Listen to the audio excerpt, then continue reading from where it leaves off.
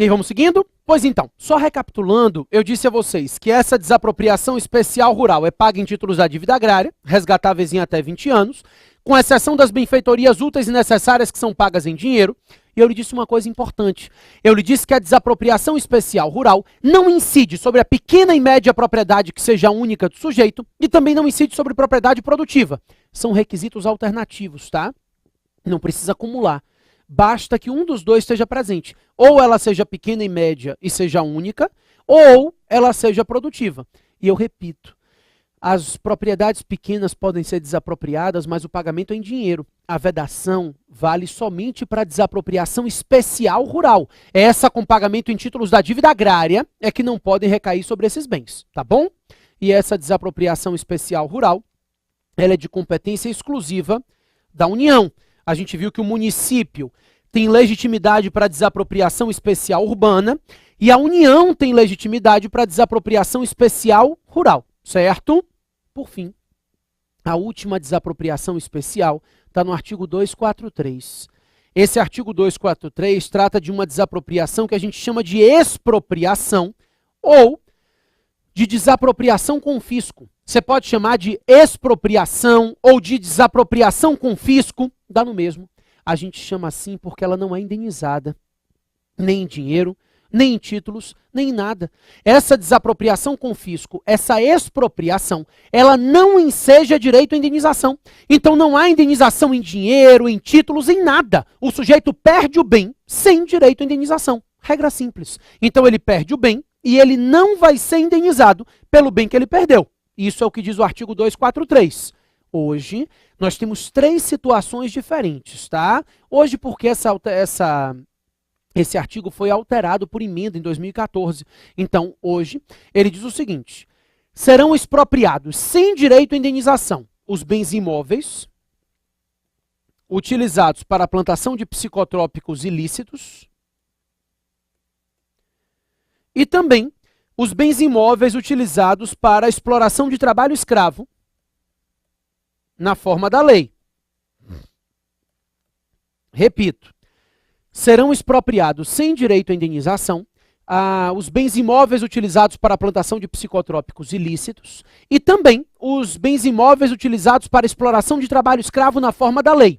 Essa segunda parte, exploração de trabalho escravo na forma da lei, foi inserida por emenda constitucional. E a gente entende, né, o entendimento que deve se ter é que nesse segundo ponto trata-se de uma norma de eficácia limitada. Tem que haver uma lei que determine o que é considerado trabalho escravo para fins de expropriação, tá? Então esse na forma da lei torna uma norma, a norma constitucional, uma norma de eficácia limitada, tá bom?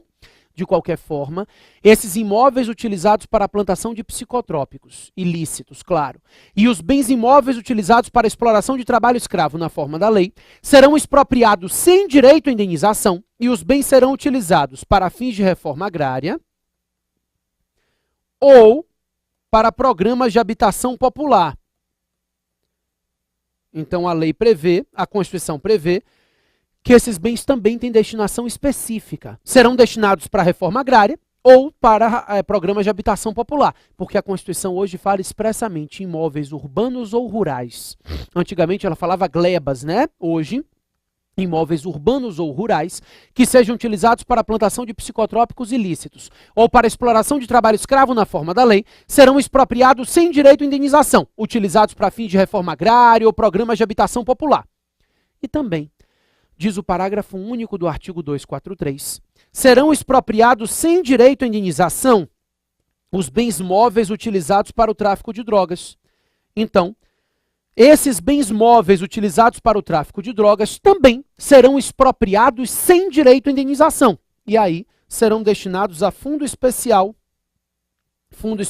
de combate ao tráfico ou de recuperação de viciados. Então, no caso dos móveis utilizados para o tráfico de drogas, a expropriação vai se dar e a destinação do bem é fundo especial de combate ao tráfico ou recuperação de viciados, tá bom?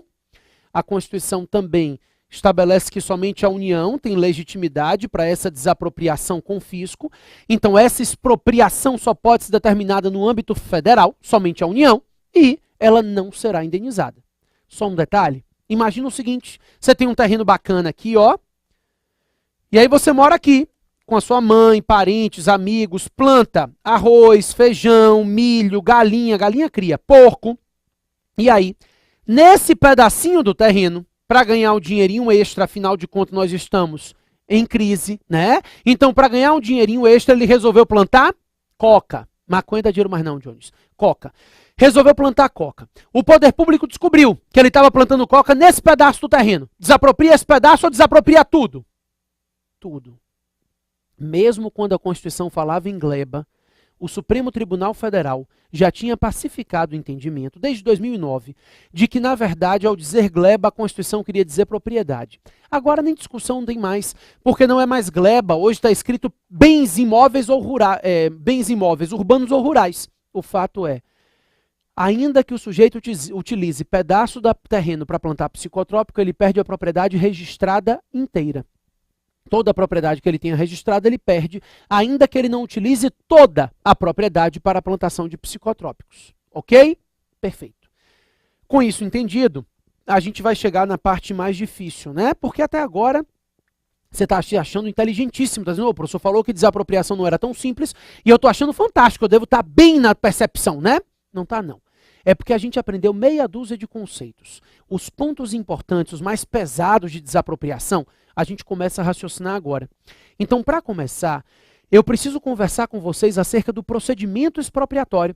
Como é que funciona essa desapropriação? Porque o que você aprendeu foram os conceitos. Nós temos uma desapropriação comum, artigo 5º, 24 da Constituição, com indenização em dinheiro, né, desde que haja utilidade, necessidade pública ou interesse social. E nós temos as desapropriações especiais, a sancionatória, para fins de reforma agrária, se o imóvel rural não cumpre a função social da propriedade rural, não incide sobre pequena e média propriedade ou a produtiva, paga em títulos da dívida agrária resgatáveis em até 20 anos, e também o imóvel urbano que não cumpre o plano diretor da cidade, a função social ali prevista. No caso, parcelamento compulsório, depois IPTU progressivo no tempo e, por fim, a desapropriação, paga integralmente em títulos da dívida pública resgatáveis em até 10 anos. Vimos também a desapropriação com fisco, artigo 243, bens imóveis utilizados para a plantação de psicotrópicos ou para exploração de trabalho escravo na forma da lei. Essa segunda questão, esse segundo aspecto, depende de regulamentação legal para que possa ser aplicado diretamente. E os bens móveis utilizados para o tráfico de drogas, todos esses bens com destinação específica, né? No caso dos imóveis, reforma agrária e programas de habitação popular. No caso dos móveis, para Fundo Especial de Combate ao Tráfico e Recuperação de Viciados. Maravilha. A questão é, como é que funciona o procedimento expropriatório? Procedimento esse que está regulamentado no Decreto-Lei 3365, mas que vale também para desapropriação por interesse social, porque pelo menos isso, a Lei 4.132 explica o que é interesse social, estabelece algumas peculiaridadezinhas que a gente vai aprender, mas quando trata do procedimento, né, do processo expropriatório, remete ao Decreto-Lei 3365. Então, esse decreto regulamenta o procedimento da desapropriação comum, seja ele por utilidade e necessidade pública, seja ele por interesse social. Esse procedimento se desenvolve em duas fases, tá? Só que antes, eu queria que você entendesse uma coisa. Quem é que pode desapropriar? Porque a legislação acerca de desapropriação é competência privativa.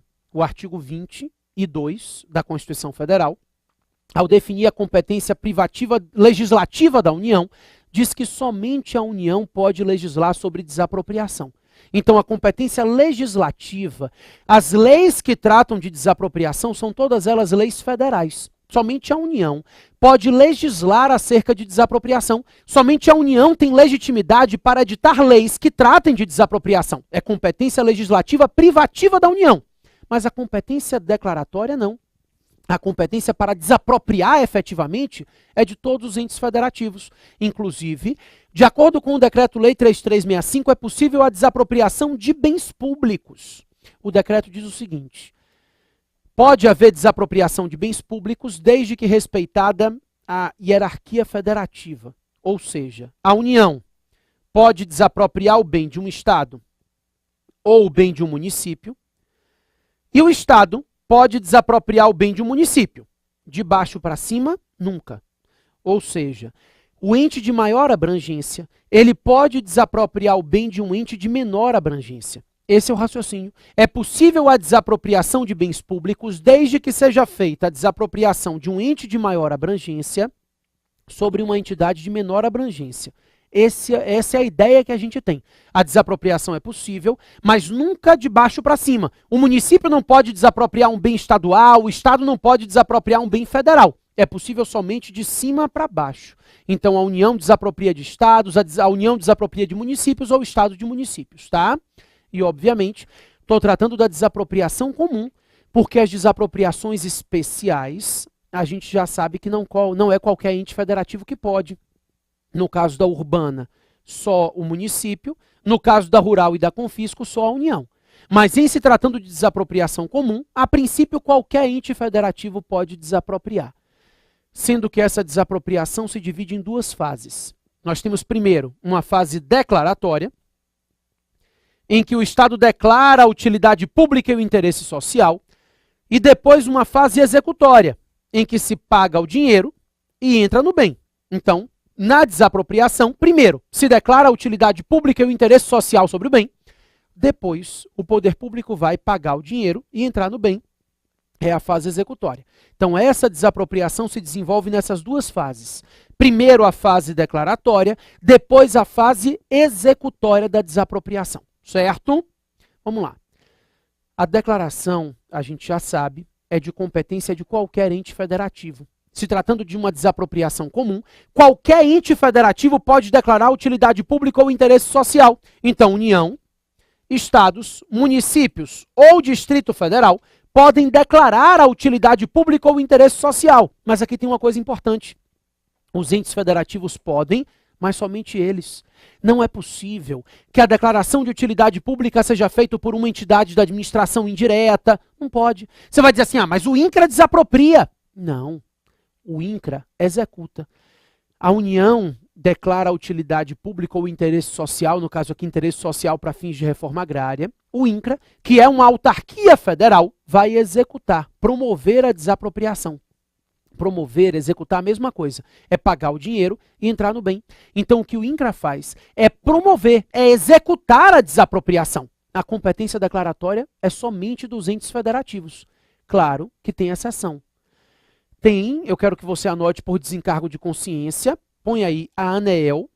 A ANEEL é uma agência reguladora, então é autarquia, né? Agências reguladoras são autarquias em regime especial, remonto ao primeiro módulo, né, de aulas aqui do Carreira Jurídica, mas a gente sabe que a ANEEL, embora seja uma agência reguladora, uma entidade autárquica, tem competência declaratória, e o DENIT, o Departamento Nacional de Infraestrutura de Trânsito.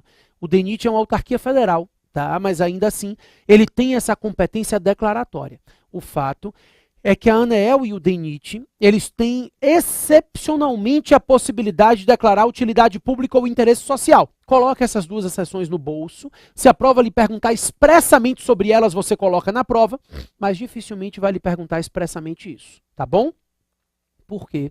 A tendência é que ela cobre de vocês o entendimento de que a competência para declarar a utilidade pública ou interesse social, a princípio, é privativa dos entes políticos. As entidades políticas, as entidades federativas, têm legitimidade para declarar a utilidade pública ou o interesse social no bem. E aí, pessoal, declarada a utilidade pública ou interesse social, essa declaração ela pode ser feita ou por meio de decreto, famoso decreto expropriatório, né? É possível que a declaração se dê mediante decreto, ou essa declaração pode ser feita por meio de lei de efeitos concretos. Então, é possível que a declaração se dê mediante decreto, é possível que a declaração se dê mediante lei de efeitos concretos. A prova de magistratura de alguns do norte, aí, Acre, eu não me lembro qual foi, mas veio com a questão da magistratura estadual. A prova dizia que a declaração pode ser feita pelo legislativo ou pelo executivo. Perfeito. Decreto é ato do chefe do executivo e lei de efeitos concretos é ato do legislativo. Então, seja pelo legislativo, seja pelo executivo, os entes federativos podem declarar a utilidade pública ou interesse social. E aí, pessoal, declarada a utilidade pública ou interesse social, o bem passa para as mãos do Estado. Certo ou errado? Erradíssimo. a declaração, ela não tem o poder de fazer com que o Estado adquira a propriedade. Então, no momento que se declara a utilidade pública ou interesse social, o bem passa para as mãos do Estado? Nunca. O bem só vai passar para as mãos do Estado depois do pagamento da indenização, que tem que ser prévia, que tem que ser justa e que tem que ser em dinheiro.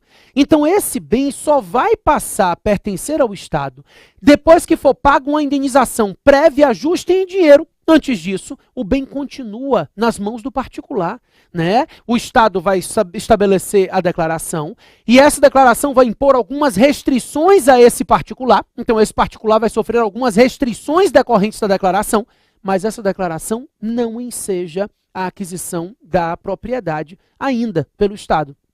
Mas ela sujeita ao bem ao que a gente chama de força expropriatória do Estado.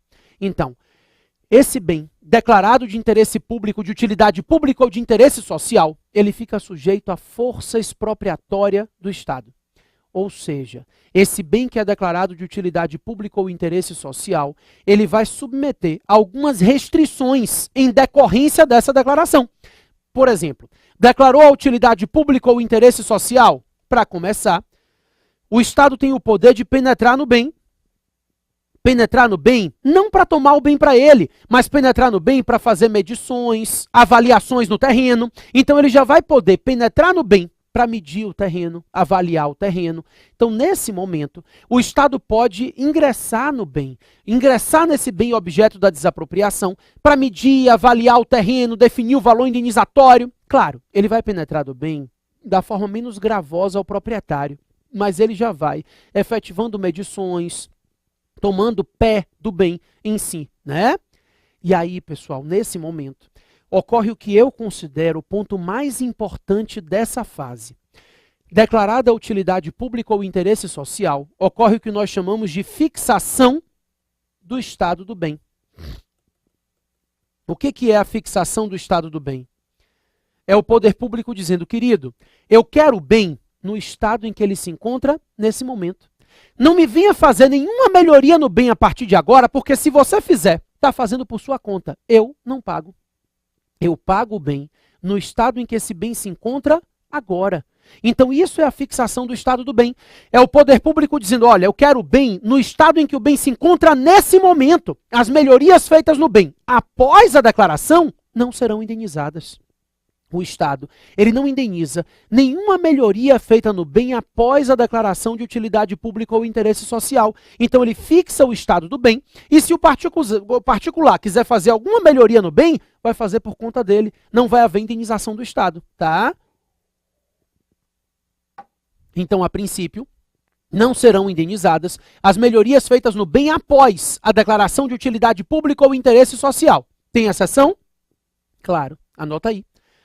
Serão indenizadas, mesmo que feitas após a declaração, as benfeitorias necessárias e também serão indenizadas as benfeitorias úteis, desde que tenham sido autorizadas. As benfeitorias necessárias não dependem de autorização, mas as úteis sim. Enfim, mesmo que feitas após a declaração de utilidade pública ou interesse social, serão indenizadas as benfeitorias necessárias e serão indenizadas as benfeitorias úteis, desde que tenham sido autorizadas, tá? E aí, pessoal, fixado o estado do bem, né? Serão indenizadas somente essas melhorias feitas após declaração, se forem benfeitorias necessárias ou benfeitorias úteis autorizadas. Nesse momento, o bem está sujeito à força expropriatória do Estado. Só para ver se você entendeu, imagina o seguinte. O sujeito tem um terreno bacana na Praia do Forte, um terreno lindo. Construir aqui, decidiu comprar um terreno para construir a casa de praia dele. Né? O sonho dele, casa de praia lá na Praia do Forte. Praia do Forte fantástico, uma coisa de louco. Aí, aqui, litoral norte da Bahia, conseguiu uma licença para construir. Licença para construir concedida pelo município. Só que antes de construir, o poder público foi lá e declarou a utilidade pública no bem de Jones. Né? É dele esse terreno aqui. E aí declarou a utilidade pública no bem. A pergunta é, declarada a utilidade pública no bem, o Jones pode construir? Claro, claro, o terreno é dele. Ele vai construir. E ele construiu a casa de praia dele, um andar, 2, 3 e 4. Fantástico, tipo bolo de aniversário. A pergunta é, vai ser indenizada? O que eu estou lhe dizendo é que mesmo após a declaração de utilidade pública ou interesse social, a licença para construir continua vigente. Ele também pode requerer uma nova licença para construir e ela será concedida, mas as construções feitas após a declaração não serão indenizadas. Tem uma súmula para dizer isso, que é a súmula 23 do STF, não é súmula vinculante, tá? É a súmula mais antiga mesmo, a súmula 23 do STF. Essa súmula 23, ela diz o que não precisava ser dito. A gente sabe que construção não é benfeitoria, construção é acessão. E se foi feita após a declaração, não será indenizada. Então, nesse caso, ele pode construir, ele pode ter concedido licenças para construir após a declaração de utilidade pública ou interesse social, porque a propriedade continua sendo dele, mas as construções feitas após a declaração de utilidade pública não se submetem à indenização. Tá certo? Maravilha. Só um detalhe. A gente consegue raciocinar uma coisa aqui juntos, né? Pensando juntos. O que aconteceu? No momento que o Estado declarou a utilidade pública ou interesse social, é verdade que o Estado não adquiriu o bem. Então o bem continua nas mãos do particular. Isso é verdade. Mas esse particular, ele passou a se sujeitar a um monte de restrição. Ele não pode fazer melhoria porque não vai ser indenizada. O Estado pode penetrar no bem. Ou seja, esse particular ele começa a se submeter a várias restrições e, pelo menos por enquanto, ele não ganhou nenhum centavo. Ele até agora não ganhou nenhum centavo pela desapropriação que está sendo efetivado, né, pela declaração feita. Por isso, pessoal, não se pode permitir que essa declaração de utilidade pública ou interesse social ela dure para sempre. A declaração tem um prazo de caducidade. Essa declaração vai ter que ser executada dentro do prazo, senão ela decai. Eu não posso deixar o bem eternamente sujeito à força expropriatória do Estado. Então ele fica a vida inteira lá sem ganhar um centavo e sujeito a um monte de restrição. Não é possível.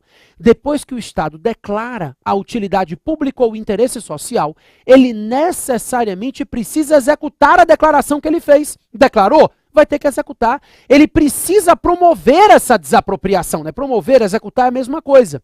Por isso, a gente costuma definir, a lei estabelece, que essa declaração tem um prazo de caducidade. Ela vai ter que ser executada dentro do prazo, senão ela decai. Então, esse prazo de caducidade é o prazo para executar a desapropriação declarada, de utilidade pública ou interesse social. Qual é o prazo? Depende. Se for uma declaração de utilidade ou necessidade pública, 5 anos, né? Que é o que está previsto no Decreto-Lei 3365 de 41. Em se tratando de uma declaração de utilidade ou necessidade pública, a execução ocorre após 5 anos. Agora, se for uma declaração de interesse social, a execução, a caducidade ocorre após 2 anos, é o que diz a Lei 4.132 de 62. Eu te disse que tinha algumas peculiaridades, né? Pois essa é a primeira. Então, na declaração de interesse social, a caducidade é de 2 anos. No caso da declaração de utilidade pública ou necessidade pública, a caducidade ocorre em 5 anos. Então, declarada a utilidade pública, necessidade pública ou interesse social, se dentro do prazo de caducidade não se executar a desapropriação, decai. E aí, para que se faça uma nova desapropriação, vai ter uma nova declaração sobre o mesmo bem, vai ter que se respeitar um período de carência. Então o Estado pode depois voltar e declarar o mesmo bem como de utilidade pública ou interesse social de novo? Sim, mas para isso ele vai ter que respeitar um período de carência, que é um período de 1 ano. Esse período de carência não está previsto na Lei 4.132, mas a gente hoje abrange todas as hipóteses. A doutrina entende que esse período de carência tem que ser respeitado tanto na utilidade pública quanto no interesse social. Passado o prazo de caducidade, se a administração pretender fazer uma nova declaração sobre o mesmo bem, ela vai ter que respeitar o período de 1 ano de carência. Ela não pode emendar uma declaração na outra, senão vai acontecer aquilo que a gente queria evitar. O bem vai ficar eternamente sujeito à força expropriatória do Estado, o que não é possível, certo? Questão é, declarou-se a utilidade pública ou interesse social, passa-se a fase executória. Dentro do prazo de caducidade, vai se executar a desapropriação. Executar, como eu disse, é promover. Executar a desapropriação ou promover a desapropriação é a mesma coisa. É pagar o dinheiro e entrar no bem. Então, se promove a desapropriação, se executa a desapropriação assim, se paga o dinheiro previamente e depois entra no bem. A competência executória, ela é muito mais ampla do que a competência declaratória. Então, essa fase executória pode ser feita pelos próprios entes federativos. Então, União, Estados, Municípios, Distrito Federal, eles mesmos declaram a utilidade pública ou interesse social, eles mesmos executam, isso é possível. Então, os próprios entes federativos podem executar a declaração de utilidade pública ou interesse social. E também, essa competência executória, ela pode ser delegada a entidades da administração indireta, também a consórcios públicos e também a concessionárias de serviço público. Então, as entidades da administração indireta podem executar a desapropriação, os consórcios públicos também, e até mesmo as concessionárias, entidades privadas, particulares que prestam serviço público mediante contratos de concessão, podem executar a desapropriação. Então, a competência executória ela é muito mais ampla. Ao declarar a utilidade pública ou interesse social, o Estado pode, mediante lei ou contrato, permitir que até mesmo uma concessionária de serviço público execute, promova a desapropriação. Então, nesse caso, essa concessionária vai pagar o dinheiro e entrar no bem. A declaração é feita pelo ente federativo, mas a competência executória pode ser delegada a essas entidades. Ou o próprio ente federativo pode executar também, tá certo? Daí, das duas, uma. Se houver acordo, a execução ocorre na via administrativa. Quando eu falo de acordo, eu estou lhe dizendo, não que o particular pensou bem, disse, já queria vender mesmo? Não, o bem já era.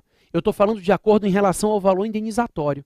Então, se esse particular, ele concordar com o valor indenizatório, aí, nesse caso, a execução ocorre na via administrativa. Exatamente. É simples. O particular concorda com o valor indenizatório, não precisa ir ao judiciário, a execução ocorre na via administrativa. Mas depois disso, esse proprietário, esse ex-proprietário, ele não pode requerer um acréscimo na indenização, dizendo que não concorda mais. Acordo é acordo, né? Acordo de verdade. Né? Minha mulher mesmo faz acordo comigo e não cumpre nunca. Vocês não têm noção, não. Ó, minha filha tinha 6 meses. Chorando em casa, mijando, cagando, tudo que tem direito. Aí me liga um amigo meu, vamos jogar pôquer? Eu disse, não vou não, tô aqui com a neném. Desliguei o telefone, ela me perguntou sobre o quê? Quem foi? Eu disse, chamando pra jogar pôquer, deixa pra lá. Vá, meu amor, foi o que ela me disse. Eu ouvi, vá, meu amor. Eu disse, não vou não, amor, deixa pra lá, já resolvi, vou ficar aqui com você. Vá, eu não me incomodo. Será? Com certeza, eu vou ter que acordar mesmo, vou ficar até feliz, porque eu vou saber que você está se divertindo. Pode ir, não me incomodo. Eu disse, você tem certeza? Tenho. Fui, joguei meu poker e quando eu voltei ela estava com a cara deste tamanho. Aí eu disse, você não disse que não se incomodava que eu fosse? Sabe o que ela me disse? Eu não me incomodei porque você foi, não. Eu me incomodei porque eu queria que você preferisse ter ficado. Eu digo, não tem condição, né? Olha o raciocínio. Eu não consigo raciocinar desse tanto. Eu digo, não tenho condição nenhuma de preferir ficar aqui limpando merda de criança ao invés de jogar pouco. Eu ia ficar por amor. Você me disse que eu fosse. Minha mãe disse que ela tem razão. Minha mãe disse, olha, quando ela te disser vá, preste atenção na entonação. Como é isso? Deve ser tipo assim, vou jogar poker, vá, sacana, né? Não sei, na entonação, gente. A pessoa diz vá, querendo dizer não vá, não tem condição, né? Não tem raciocínio que funcione. Mas enfim, aqui, acordo é acordo. Depois que recebe o valor indenizatório e entrega o bem, não tem como discutir. Agora, se não houver acordo, seja porque o Estado não sabe quem é o proprietário, seja porque o proprietário não concordou com o valor indenizatório, então, não havendo acordo, aí a execução ocorre na via judicial, por meio da chamada ação de desapropriação. Se não houver acordo, a execução ocorre na via judicial e o poder público vai ter que propor uma ação de desapropriação para requerer judicialmente a desapropriação do bem. E aí essa ação a gente vai entender, ela segue um rito especial, regulamentado no Decreto-Lei 3365 de 41. Daqui a um minutinho eu volto para a gente entender como é que funciona essa ação de desapropriação nos casos de não haver acordo em relação ao valor indenizatório. Tá certo? Pessoal, 2 minutos. Não sai daí não, e a gente volta para seguir na matéria daqui a pouquinho.